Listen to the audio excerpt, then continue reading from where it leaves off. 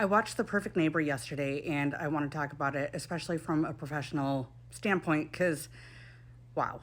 For those who don't know, I am a nonfiction producer, and this is the kind of work that I do. And anytime I watch a movie like this that has racial implications, I always double check who worked on the film to make sure that there was clear representation. And I'm glad to report that there was. The thing that was so impactful for me about this movie is they used all archival. That is to say, the entire film was done using police body cam footage, interviews that the police did with people. They didn't use traditional interviews where somebody comes and sits down in front of a camera and gives an interview.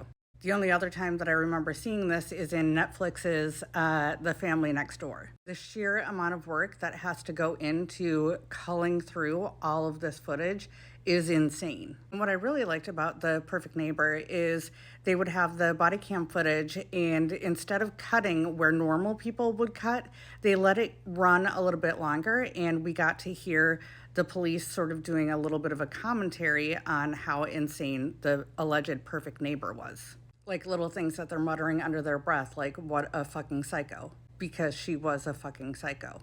I also really liked that when the detectives were interviewing that perfect neighbor in that interrogation room, a lot of times the detectives would leave and we would just stay watching the perfect neighbor, her reactions and that kind of stuff. And again, a lot of people who make nonfiction films would have cut. And instead, these filmmakers let it breathe a little bit and let us feel a little bit. Another thing that I really liked that a lot of these documentaries never do is they covered the trial in such a unique way. They did clips of testimony. They spent time on the trial, which a lot of documentaries don't. I've worked on documentaries where people have been like, no, nobody's interested in the trial. Well, this was really fucking well done and incredibly interesting.